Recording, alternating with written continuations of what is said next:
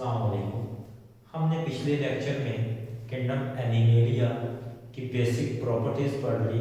कौन से organism kingdom animalia में आएंगे, जब वो कौन सी कैरेक्टरिस्टिक्स को फॉलो करते होंगे तो हम इन्हें किंगडम एनिमेलिया में रखेंगे। हमने उनकी क्लासिफिकेशन को थोड़ा सा डिस्कस किया कि हमने फर्दर किंगडम एनिमेलियास को डिफरेंट फाइलम्स और डिफरेंट सब ग्रुप में डिवाइड किया हुआ है on the basis of some properties, just like tissue organization, just like symmetry, just like their body cavity. अब हमने जब इस चैप्टर को मूव ऑन करना है आगे, तो हमने जब ऑर्गेनिज्म की प्रॉपर्टीज को स्टडी करना है तो हमारा वास्ता बहुत सी बेसिक प्रॉपर्टीज पे से होना है, जैसे सिलोम से होना है, हमारा मेसोडर्म से होगा, एक्टोडर्म से होगा, एंडोडर्म से होगा। तो इस चैप्टर को अंडरस्टैंड करने के लिए हमको कौन सी टर्मिनोलॉजीज का पता होना चाहिए। सबसे पहले है वो है क्लीवेज। क्लीवेज क्या होती है, ठीक।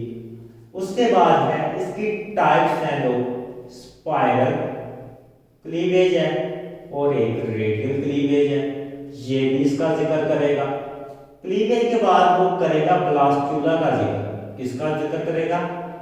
ब्लास्टुला का जिक्र करेगा। उसके बाद वो जिक्र करेगा हमारे पास ब्लास्टोसियोल का जिक्र करेगा, ब्लास्टोसियोल का जिक्र करेगा। उसके बाद हमारे पास वो जिक्र करेगा एक्टोडर्म, एक्टोडर्म, मेसोडर्म और एंडोडर्म। ये तीन लेयर का वो जिक्र करेगा, ठीक। एंडोडर्म्स। अब ये चीजें बेसिक पूरे चैप्टर को अंडरस्टैंड करने के लिए जरूरी है, तो मैंने इसीलिए कहा कि इस पे क्यों ना मैं एक लेक्चर एक्सरसाइज करूं जो इन चीजों को कॉम्प्रिहेंसिव वे में डिस्क्राइब कर सके। इसमें बुक में इस चीजों को डिस्क्राइब किया गया है, लेकिन इसका एक प्रॉपर वे नहीं है, सीक्वेंस नहीं है, इसमें थोड़ी सी कमियां हैं, उनको मैं दूर करने की यहाँ पे कोशिश करूंगा।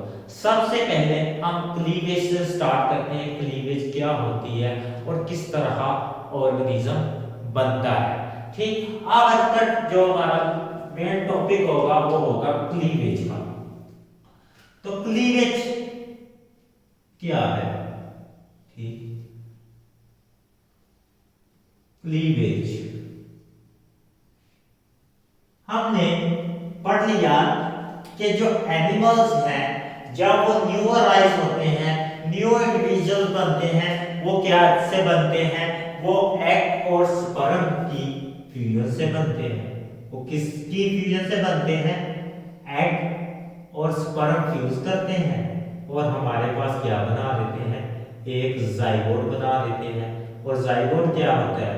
वो होता है डिप्लॉयड 2 होता है। स्पर्म हमारे पास मैन होते हैं और ये क्या होता है? एग भी 1 होता है। हमने पढ़ा है कि जाइगोट के पास कैपेसिटी होती है कि वो माइटोटिकली डिवाइड करे, सेल डिवीजन करे और फर्दर क्या बना दे?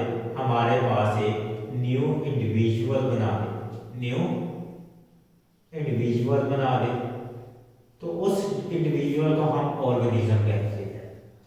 अब ये डिटेल, ये न्यू इंडिविजुअल कौन सी स्टेजेस से गुजरता है और कौन सी स्टेजेस को फॉलो करता है और एक एनिमल की पूरी की नई बॉडी बना देता है।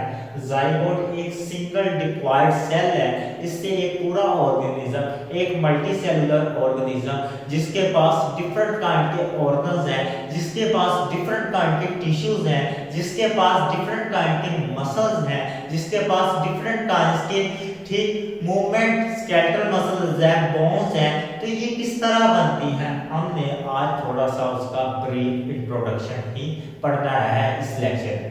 तो सबसे पहले हमने पढ़ा है कि egg single egg plus sperm, ठीक है। स्पर्म का साइज मैं छोटा बना रहा हूं क्योंकि स्पर्म स्मॉल साइज का होता है। तो स्पर्म फ्यूज करने के बाद हमारे पास बनाते हैं जाइगोट। तो इस फ्यूजन के प्रोसेस को हम क्या कहते हैं? फर्टिलाइजेशन।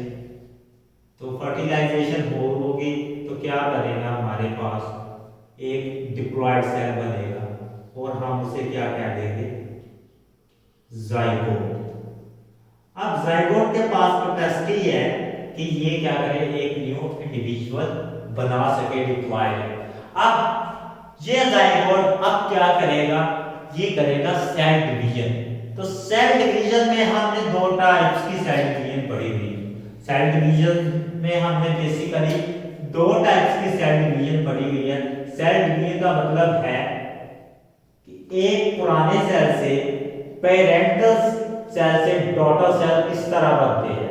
तो एक की हमने माइटोसिस पढ़ी हुई है, माइटोसिस मेन के, इसमें जेनेटिक कॉम्बिनेशन जो है, जेनेटिक मेकअप है वो पेरेंटल सेल्स की तरह होता है। और इसमें मियोसिस, इसमें जो जेनेटिक मेकअप होता है वो हैप्लॉइड फॉर्म होता है। इसमें पेरेंटल सेल्स की तरह डिप्लॉइड फॉर्म में होता है, इसमें हैप्लॉइड फॉर्म में होता है। तो अब जो सेल डिवीजन की एक और टाइप है क्लीवेज। क्या है, क्लीवेज है। इसको थोड़ा सा इसके साथ मैं रिलेट करूंगा, क्लीवेज और माइटोसिस में थोड़ा सा स्लाइटली सा क्या डिफरेंस है और इसमें चीजें सिमिलरिटीज क्या है। क्लीवेज पेरेंटल सेल होता है 2L, ठीक है। माइटोसिस से जो सेल बनता है वो भी 2L होता है, लेकिन मियोसिस से जो सेल बनता है वो 1L होता है। जैसे एग और स्पर्म वो बनेंगे मियोसिस से 1L, लेकिन जो माइटोसिस से बनेगा वो बनेगा 2N सेल बनेगा। अब क्लीवेज से भी जो सेल बनेगा वो भी 2N होगा, लेकिन जो क्लीवेज से सेल बनेगा उसका जो साइज है वो स्मॉल होगा, ठीक है। पेरेंटल साइज से क्या होगा, स्मॉल होगा, लेकिन जो माइटोसिस से सेल बनेगा जो पेरेंटल साइज का सेल होगा उसी साइज का होगा कि मीन के इसका जो साइज है वो इक्वल टू पेरेंटल सेल्स होते हैं। तो ये माइटोसिस और क्लीवेज में थोड़ा सा डिफरेंस है कि जीनोम सेम रहता है लेकिन साइटोप्लाज्म क्या करता है, रिड्यूस हो जाता है। इसमें क्या करता है, जीनोम भी सेम रहता है और सेल का साइज भी सेम रहता है। तो ये माइटोसिस और क्लीवेज में डिफरेंस है। मियोसिस में हमने पढ़ लिया है कि ये क्या होता है, ये हैप्लॉइड होता है। बस आपके लिए इतना ही डिफरेंस काफी। अब इसमें क्या होगी, ये रैपिड प्रोसेस है क्लीवेज, ठीक है। ये सेल डिवीजन है, माइटोसिस की तरह होती है और ये रैपिड प्रोसेस है, ये बहुत फास्टली होती है, ठीक। ये माइटोसिस से ज्यादा फास्ट रेट पे होती है और ये एक सेल से क्या बना देती है, हमारे पास दो सेल बना देती है, ठीक। जब क्लीवेज होगी एक पेरेंटल सेल से जाइगोट से क्या बनेंगे, दो सेल बनेंगे और इनके पास जीनोम क्या होगा, डिप्लॉयड होगा। फिर ये दो सेल्स क्या करेंगे, डिवाइड होंगे। फिर ये दो सेल क्या करेंगे, डिवाइड होंगे और हमारे पास कितने सेल बना देंगे, 4 सेल बना देंगे। इनके पास भी जो जीनोम होगा वो क्या होगा, डिप्लॉयड होगा। अब मैं ये तस्वीर में रिप्रेजेंट कर रहा हूं तो साइज सेम है लेकिन साइज रिड्यूस होता है। अगर मैं साइज रिड्यूस करूंगा तो ये क्या होगी कि ये चीज आपको समझ नहीं आएगी, नजर नहीं आएगी, इसलिए मैंने इस इमेज में साइज सेम कर। अब ये 4 सेल क्या होंगे, आगे दोबारा क्लीवेज में जाएंगे, क्लीवेज के प्रोसेस में जाएंगे और ये क्या बना देंगे, हमारे पास 8 सेल बना देंगे। तो मैं यहाँ पे एक 8 सेल की एक बॉल बना देता हूँ, 1 2 3 4 5 6 7 और 8। तो हमारे पास इसमें 8 सेल बना दिए। अब ये 8 सेल डिवाइड करेंगे तो ये एक बॉल बना देंगे 16 सेल, ठीक है। उसमें कितने सेल्स होंगे, 16 सेल। ये स्टेजेस हमने बहुत ही ज्यादा गौर से याद करनी है क्योंकि यही स्टेजेस हमारी जो है बाद में भी हमने पढ़नी है सेकंड ईयर में। तो ये स्टेजेस हमें बहुत ज्यादा कंफ्यूज करती हैं, इनका जो कांसेप्ट है बेसिक वो लेते हैं हम। यहाँ पे ये कौन सी है, ये 8 सेल से 16 सेल बॉल बन चुकी है हमारे पास। तो ये थी 8 सेल, ये थी 16 सेल बॉल और ये थी 2 सेल्स, ये 4 सेल्स, ठीक, 2 से 4, 4 से 8, 8 से 16। तो ये कंपैक्ट बॉल होती है, जिस तरह आप लगा लेंगे फुटबॉल है, ठीक है, वो क्या होता है, कंपैक्ट होता है, स्फीयर शेप होता है, हमारी जमीन है स्फीयर शेप है, ठीक है, कंपैक्ट होती है। तो ये कंपैक्ट बॉल को हम कहते हैं, इस स्टेज को कहते हैं मरूला, ठीक, ये सेकंड ईयर में आप पढ़ेंगे, इसको हम क्या कहते हैं, मरूला। ये 16 सेल्स इस तरह कंपैक्ट होते हैं। बाद में ये 16 सेल क्या करते हैं, ऑर्गेनिज्म क्या जाइगोट डिवीजन होने के बाद 16 सेल स्टेज पे पहुंचा, तो ये 16 सेल्स अपने आप को रीअरेंज करते हैं और डिफरेंशिएट करते हैं, क्योंकि हमारी बॉडी ने डिफरेंशिएशन करनी है। हर सेल ने तकरीबन मल्टी सेलुलर बॉडीज में क्या एक डिफरेंट फंक्शन लेना है, तो ये डिफरेंशिएशन यहाँ से स्टार्ट हो जाती है। तो ये क्या करते हैं, डिफरेंशिएट करते हैं। तो इनमें 2 सेल्स की लेयर बनेगी, एक होगी आउटर सेल लेयर, एक होगी आउटर सेल लेयर, एक होगी इनर सेल लेयर, एक होगी आउटर सेल लेयर, एक होगी इनर सेल लेयर। तो ये वाले 2 लेयर्स हमारे पास बन जाए। इनर सेल लेयर को कहते हैं हम inner mass cell, inner mass cell, और इसको हम कहते हैं ट्रोफोब्लास्ट। क्या, ट्रोफोब्लास्ट। तो ये 2 लेयर्स बन गई। अब इस स्टेज में क्या हुआ कि सेल रीअरेंज हुए, इसने 2 लेयर बना दी, आउटर लेयर को हमने ट्रोफोब्लास्ट कह दिया, inner layer cell mass cell को हमने कह दिया ये क्या है, ये वाली लेयर को हमने इनर मास सेल का नाम दे दिया। इसमें ये कैविटी इंड्यूस होगी, पहले क्या थी, कंपैक्ट बॉल थी, इसमें ये कैविटी इंड्यूस हुई, हमने इसको कहा ब्लास्टोसियो। क्या कहा, ब्लास्टोसियो। अब इसका जिक्र आगे जाके हमारा जब डिवीजन हमने पढ़नी है तो तब इसका जिक्र होगा। तो ये कैविटी जब कंपैक्ट बॉल 2 लेयर्स में कन्वर्ट होती है तो हमारे पास जो कैविटी बनती है, जो फला बनता है, हम उसको क्या कहते हैं, ब्लास्टोसियोल कहते हैं। ये कैविटी होती है, मैं ऊपर लिख भी देता हूं कि ये कैविटी होती है। तो इस होल स्ट्रक्चर को हम कहते हैं ब्लास्टुला। क्या, ब्लास्टुला। और इस स्टेज को कहते हैं हम इस होल स्ट्रक्चर को हम कहते हैं ब्लास्टुला, और इस स्टेज को हम कहते हैं ब्लास्टोसिस्ट और या ब्लास्टुला, ये दोनों अल्टरनेटिव टर्म्स। तो ये ब्लास्टुला हमारे पास ये फॉर्मेशन हो चुकी है। तो ये 3 चीजें, ब्लास्टुला, ब्लास्टोसियोल, ये इनर मास सेल्स आगे जो फंक्शन परफॉर्म करेंगे तो ये डिस्कस होगा दोबारा। अब ये वाली मास सेल, इनर मास सेल्स खुद को फिर रीअरेंज करेंगे, खुद को रीअरेंज करेंगे। आउटर लेयर हमारे पास थी ट्रोफोब्लास्ट, क्या थी, आउटर लेयर हमारे पास थी ट्रोफोब्लास्ट, इनर लेयर क्या करेगी, 2 लेयर में स्प्लिट होगी, पहले एक थी, अब क्या करेगी, ये 2 लेयर में स्प्लिट होगी इस तरह।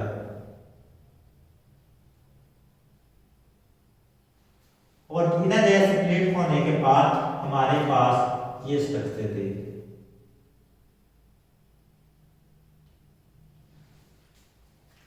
हम इनर मास सेल की 2 लेयर को डिस्कस करेंगे। ये है, नीचे वाली लेयर को कहते हैं हम एपिब्लास्ट, हाइपोब्लास्ट, और इसको कहेंगे हम एपिब्लास्ट।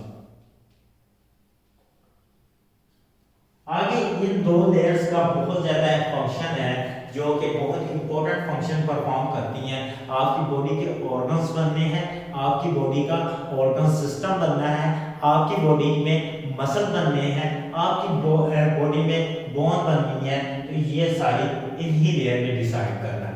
तो ये लेयर हाइपोब्लास्ट आगे बनाती है एंडोडर्म।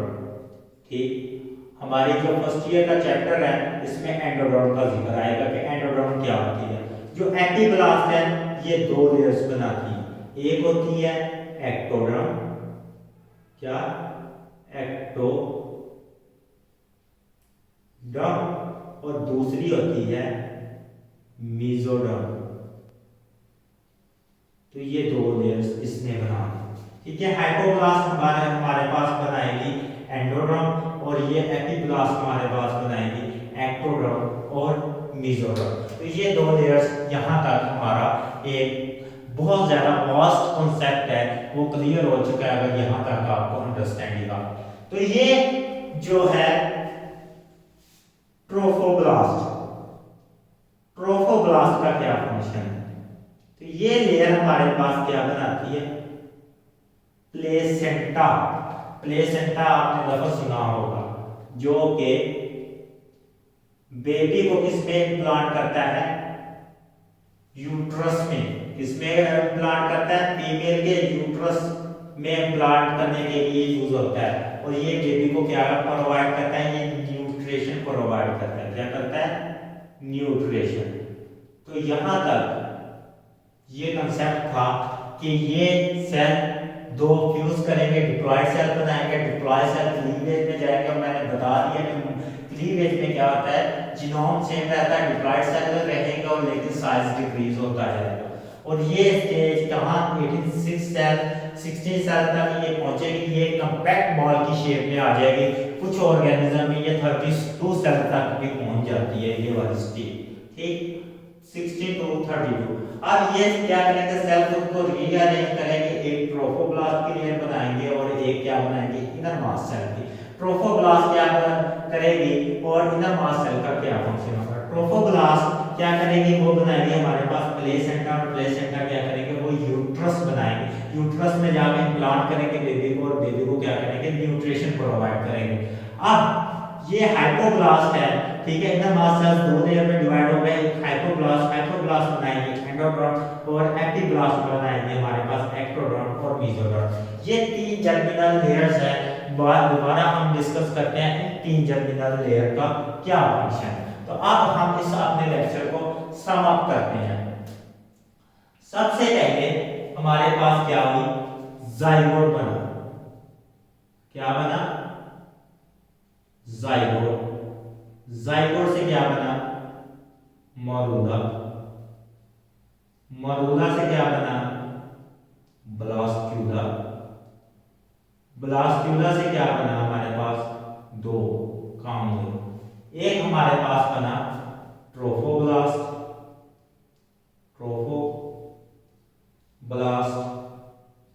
और एक हमारे पास क्या काम हुआ? हमारे पास बनी inner mass cell. Inner mass cell. तो इनर मास सेल आगे फर्दर 2 लेयर्स में डिवाइड हुआ। कितनी लेयर्स में डिवाइड हुआ? फर्दर 2 लेयर्स में। एक को हमने कह दिया हाइपोब्लास्ट, ठीक, हाइपोब्लास्ट, और एक को हमने कह दिया एपिब्लास्ट। और एपिब्लास्ट आगे फर्दर 2 लेयर्स में डिवाइड हुई। एक को हमने कह दिया एक्टोडर्म, दूसरी को हमने कह दिया मेसोडर्म, और जो हाइपोब्लास्ट लेयर बनी थी हमने उसका नाम दे दिया एंडोडर्म। तो ये 3 लेयर्स थी, ठीक। ट्रोफोब्लास्ट हमने पढ़ लिया, ये क्या बनाएगा? ये लेयर बनाएगी प्लेसेंटा, जो क्या करेगा? बेबी को क्या करेगा? न्यूट्रिशन प्रोवाइड करेगा। तो एंडोडर्म लेयर क्या बनाएगी? हम 1 बाय 1 डिस्कस करने लगे। एंडोडर्म लेयर क्या बनाएगी? एंडोडर्म बनाएगी हमारे पास सबसे पहले हमारा क्या बनाएगी? डाइजेस्टिव गट बनाएगी। क्या बनाएगी? डाइजेस्टिव गट बनाएगी। जितनी भी डाइजेस्टिव कैनाल है, हमारी एलिमेंट्री कैनाल है, हमारा स्टमक है, हमारी स्मॉल इंटेस्टाइन है, हमारी लार्ज इंटेस्टाइन है, वो बनाएंगे। उसके बाद जो भी इसके साथ ब्लड एसोसिएटेड डाइजेशन के साथ वो बनाएंगे। लीवर एसोसिएट है, ठीक, पैराथायराइड एसोसिएट है, थायराइड एसोसिएट है। तो ये वाले ग्लैंड भी यही एंडोडर्म बनाएंगे, डाइजेस्टिव डक्ट, लीवर, पैराथायराइड और थायराइड। अब एक्टोडर्म का क्या फंक्शन है? तो एक्टोडर्म हमारे बॉडी के टू मेजर्स काम करती है। एक काम ये क्या करती है, एक काम ये करती है, इसके टू मेजर काम है हमारी बॉडी। एक है इंटीग्यूमेंट्री सिस्टम बनाती है, इंटीग्यूमेंट्री सिस्टम जो कि हमारी क्या करता है, फिजिकल और प्रोटेक्शन करता है। उस फिजिकल प्रोटेक्शन में हमारी बॉडी पे क्या है, इंटरनल ऑर्गन्स को कौन प्रोटेक्ट कर रहा है, हमारी स्किन प्रोटेक्ट कर रही है, तो ये क्या बनाएगी, स्किन। और दूसरा इसका रोल है, ये बनाती है नर्वस सिस्टम। ठीक, हमारी जितनी बॉडी की कंट्रोल मूवमेंट है, हमारी बॉडी का सारा रिदम है, वो नर्वस सिस्टम कंट्रोल कर रहा है। तो ये लेयर क्या बनाएगी, नर्वस सिस्टम बनाएगी। अब हम क्या करते हैं, देख लेते हैं कि मेसोडर्म क्या बनाती है। तो मेसोडर्म से क्या बनेंगे, मेसोडर्म से बाकी जो जितने भी ऑर्गन रहते हैं वो सारे मेसोडर्म से बनेंगे। फॉर एग्जांपल हमारे जो है स्केलेटल मसल, स्केलेटल मसल, ठीक है, हमारा जो है लिम्फ फ्लूइड, हमारा जो है ब्लड, हमारी क्या है बोन्स, हमारी कार्टिलेज,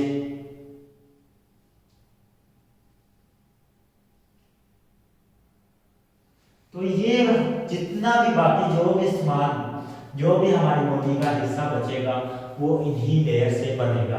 तो मैंने ये डिस्क्राइब कर दिया कि जाइगोट बनेगा, जाइगोट से कॉम्पैक्ट बॉल बनेगी, मॉरुला, मॉरुला से ब्लास्टुला, ब्लास्टुला से आगे दो लेयर्स बनेगी, ट्रोफोब्लास्ट इधर मास है, और आगे इधर मास है से हाइपोब्लास्ट और एपिब्लास्ट बनेगी, एपिब्लास्ट आगे दो लेयर बनाएगी, एक्टोडर्म और मेसोडर्म, लेकिन जो हाइपोब्लास्ट है वो एंडोडर्म बनाएगी। एंडोडर्म से डाइजेस्टिव डक्ट बनेगी और उससे जितने भी एसोसिएट ग्लैंड्स हैं, लीवर, पैराथायराइड और थायराइड, तो ये ग्लैंड भी किससे बनेंगे, एंडोडर्म से बनेंगे। लेकिन एक्टोडर्म से क्या बनेगा, हमारा इंटीग्यूमेंट्री सिस्टम बनेगा, स्किन बनेगी और नर्वस सिस्टम बनेगा। मेसोडर्म से क्या बनेगा, हमारा स्केलेटल मसल बनेगा, लिम्फ फ्लूइड बनेगा, ब्लड बनेगा, बोन्स बनेगी और कार्टिलेज बनेगी। तो हम इनको कहते हैं कनेक्ट, ठीक है, कलेक्टिवली कहते हैं हमारा इनसे क्या बनेगा, कनेक्टिव टिश्यूज। कौन से टिश्यूज, कनेक्टिव टिश्यूज। तो एक डिप्लॉयड सेल बनने के बाद फर्टिलाइजेशन जाइगोट ये वाले सारे प्रोसीजर से गुजरकर क्या बना देता है, एक ऑर्गन्स बना, टिश्यूज बनाता है, टिश्यूज के बाद में क्या बनाता है, ऑर्गन बनाता है, ऑर्गन के बाद ऑर्गन सिस्टम डेवलप होता है, और ऑर्गन सिस्टम डेवलप होने के बाद हमारे पास एक कंप्लीट इंडिविजुअल आ जाता है। अब नेक्स्ट जो हम लेक्चर है वो हम रिकॉर्ड करेंगे ऑन जो है वो बायलेटरल सिमेट्री क्या होती है और रेडियल सिमेट्री क्या होती है और सिलोमेट और सिलोमेट क्या होते हैं, वो इसी की नॉलेज की बेस पे वो लेक्चर हम इंशाल्लाह कल रिकॉर्ड करेंगे।